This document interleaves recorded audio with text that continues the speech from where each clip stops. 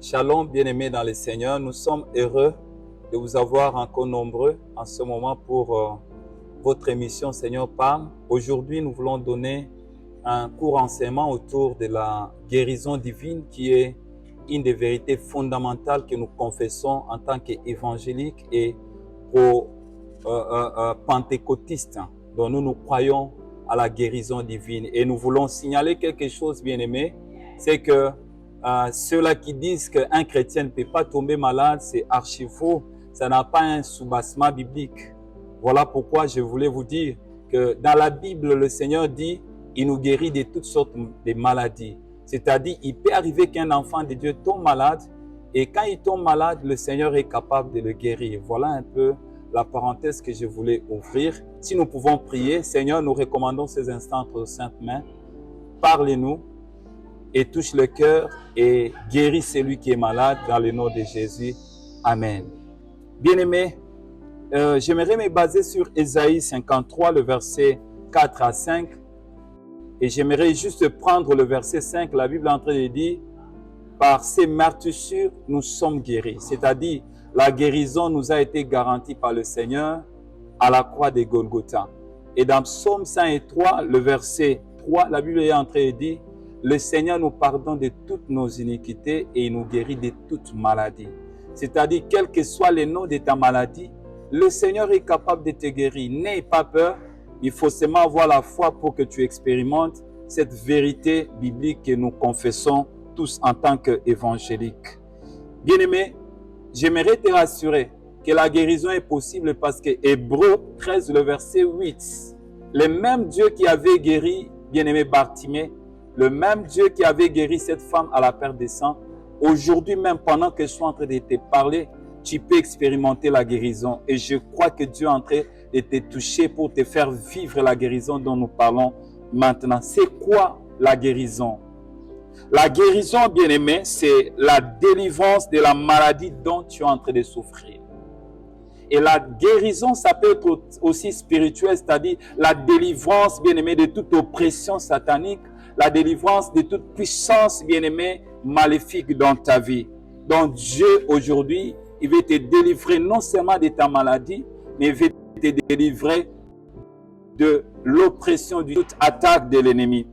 Et le deuxième point, nous allons parler de quelques vérités autour de la guérison divine. Quelles sont les vérités que nous pouvons relever par rapport à la guérison divine que nous voulons vous parler maintenant? La première vérité, c'est tout dans Ésaïe 53, les versets 4 à 5 que nous avons cités au début. L'œuvre de Golgotha accomplie par notre Seigneur ne se limite pas seulement au pardon de nos péchés, mais elle va au-delà de ça. Elle est aussi capable de nous guérir de nos maladies, nous dit la parole de Dieu dans cette référence. Donc, l'œuvre de Golgotha, oui, elle est venue pour nous accorder les pardons. Et l'œuvre de Golgotha est venue aussi nous accorder la guérison, bien-aimés, selon Ésaïe 53, le verset 5.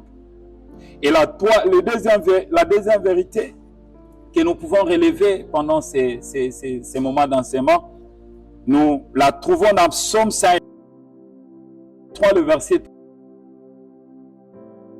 3, que j'avais aussi cité au début. Et nous trouvons en Matthieu 8, le 17. La guérison divine n'est pas une catégorie de maladies, bien-aimés. Cependant, elle peut passer partout pour guérir. Donc la guérison divine, bien-aimés, ne guérit pas seulement la malaria. La guérison divine ne guérit pas seulement des fièvres. Mais la guérison divine est capable, bien-aimés, de se retrouver même dans la vie de celui qui souffre du sida. Même dans la vie de celui qui souffre du cancer. Autrefois, nous avons eu à prier pour une maman dans les cliniques universitaires avec quelques bien-aimés du GEA au groupe évangile de l'amphithéâtre. Cette maman souffrait d'un tumeur. Elle souffrait terriblement. Elle avait tellement perdu du poids. Mais ce jour-là, nous avons prié. Et nous avons vu comment est-ce que le Saint-Esprit s'est manifesté dans la vie de cette femme. Elle était chrétienne. Et une semaine, quand nous sommes revenus, bien-aimés, cette dame était complètement guérie. C'est-à-dire, quel que soit le temps, bien-aimé, pendant lequel tu es passé, bien-aimé, par cette douleur, par cette maladie, le Seigneur est capable de te guérir, quelles que soient les années par lesquelles tu es passé. Notre Seigneur ne tient pas compte de la durée pendant laquelle tu as passé, bien-aimé, dans cette maladie. Mais il tient compte de sa puissance, il tient compte de la finalité, c'est-à-dire la guérison divine dans ta vie. La troisième vérité que nous pouvons relever dans la guérison divine, c'est-à-dire Dieu passe par plusieurs moyens pour nous accorder cette guérison de maladies et des oppressions sataniques. Il peut passer, bien-aimé, par ton acte de foi. Il est en train de dire aux sœurs de Lazare en disant, je vous ai toujours dit, si vous croyez, vous verrez la gloire de Dieu. Et la Bible nous dit, mon juste vivra par la foi. Et la Bible nous dit, si tu ne doutes pas dans ton cœur, tu es capable de dire à cette montagne de se jeter dans la mer et cette montagne se jettera. Par la foi, tu peux être guéri. Tu es comme cette femme à la perte de sang qui pouvait dire, si je peux seulement toucher les pans de la robe de Jésus, je serai guéri. Et cette femme, l'écoulement du sang a cessé parce qu'elle avait la foi qui est capable de transporter les montagnes et le jeter, bien-aimé, dans la mer. Si tu crois, tu verras la gloire de Dieu. Et Dieu peut passer aussi, bien-aimé, par l'imposition des mains de ses serviteurs sur celui qui est malade. Car la Bible est en train de nous dire dans Marc 16, elle dit, ils imposeront les mains aux malades et les malades seront guéris. Et voilà pourquoi je peux dire à quelqu'un, quand un homme de Dieu impose sa main sur toi quand tu es malade, crois que Dieu est capable de te guérir et tu vas expérimenter le miracle de Dieu. La quatrième vérité que nous pouvons relever par rapport, bien-aimé, à la guérison divine, c'est que Dieu, pour nous guérir, il ne tient pas compte de la distance ou de l'endroit où nous nous retrouvons. Non. Je peux prier pour quelqu'un qui est en France, bien-aimé, parce que la prière n'a pas de frontières, n'a pas de limites. Cette personne expérimentera la gloire de Dieu, la guérison. La puissance de Dieu est capable de toucher les extrémités de la terre. Bien-aimé, l'église primitive était en train de prier pour Pierre qui était emprisonné. Et la puissance de Dieu a fait que Dieu envoie un ange, bien-aimé, jusqu'à la prison pour libérer Pierre. Je suis en train de dire à quelqu'un, pendant que je parle de la guérison divine, Dieu est en train de te toucher, il te guérit de cette maladie qui a fait longtemps dans ta vie au nom de Jésus.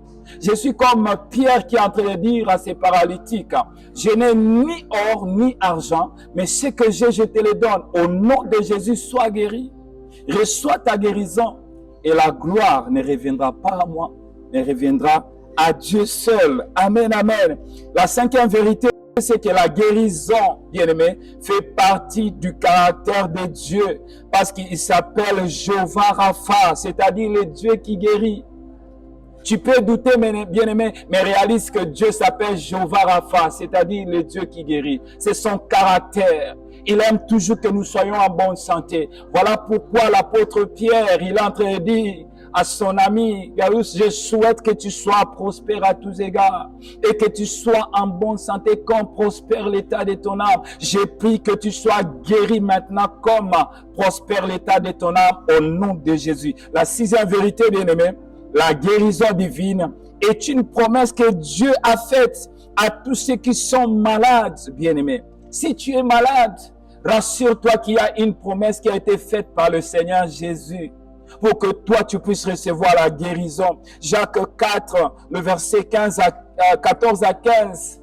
Bien-aimé, la Bible dit la prière de la foi est capable de guérir le malade. Et si il a le péché, ses péchés lui seront pardonnés. Ésaïe aussi 53, le verset 5b, la Bible dit, par ses meurtrissures, nous sommes guéris. Donc c'est une promesse que le Seigneur nous a faite. J'aimerais te dire, toi qui es malade, peut-être tu es découragé. Cet après-midi, Dieu est en train de te toucher. Et la guérison est possible ce soir au nom de Jésus.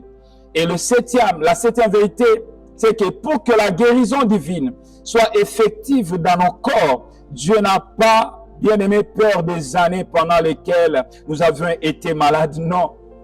L'homme de Bethesda dans Jean 5, la Bible dit, Jésus connaissait qu'il souffrait il y a longtemps. Il lui a dit, veux-tu être guéri? Il a souffert pendant longtemps. Cette femme à la perte de sang, elle a souffert pendant longtemps. Mais Jésus, il a démontré qu'il était le Dieu Tout-Puissant et il a donné la guérison, bien-aimé, à toutes ces personnes. la Bible dit dans Acte 10, le verset 38, il allait de lieu en lieu, faisant du bien, guérissant les malades, et il libérait ceux-là qui étaient dans la prise de l'ennemi, et il est délivré. Ce soir, je peux te dire que tu es délivré de l'emprise de l'ennemi, parce que celui qui a institué cette vérité guérison divine est présent pendant que tu es en train de me suivre. Et la dernière vérité que je peux relever pour que nous puissions citer avec une conclusion, c'est que cette guérison divine s'étend sur tous les domaines de la vie. Cette guérison, ça peut être affectionnel. Cette guérison, ça peut être physique. Cette guérison, ça peut être physique, spirituelle. Donc, elle ne se limite pas seulement au niveau de la guérison des maladies, mais elle peut s'étendre, bien-aimé, même spirituellement. Même dans ton travail, le Seigneur est capable de te guérir. Même dans ton couple, il est capable de te donner la guérison. Il est capable de restaurer. La guérison peut représenter la restauration de votre couple. La guérison peut représenter, bien-aimé, la restauration de ton travail. C'est possible que Dieu te guérisse dans ces domaines où tu es malade. Dans ces domaines où tu es malade. La guérison, ça peut être, bien-aimé, Dieu te fait sortir du péché. C'est possible, bien-aimé, que tu guérisses de cette maladie qu'on appelle péché dans le nom de Jésus. Je vais conclure, bien-aimé, en disant ceci. C'est possible que tu sois guéri aujourd'hui parce que c'est le souhait de Dieu pour toi.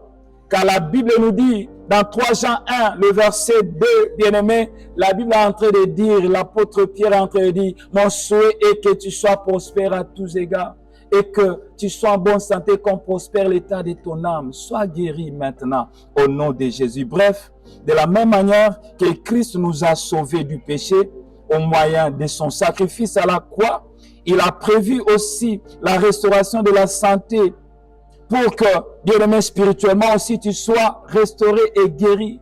Voilà un peu le message que nous avons pour vous en cet après-midi. La guérison est possible. Et cela est basé sur la foi. Si tu crois, tu verras la gloire de Dieu. J'ai prié pour toi. Seigneur, guéris ces frères, cette sœur qui nous a suivis. Quel que soit le temps que cela a passé dans sa vie. Que ce soit la maladie spirituelle, que ce soit la maladie au niveau de son corps. Qu'elle reçoive sa guérison, qu'il soit guéri dans le nom de Jésus.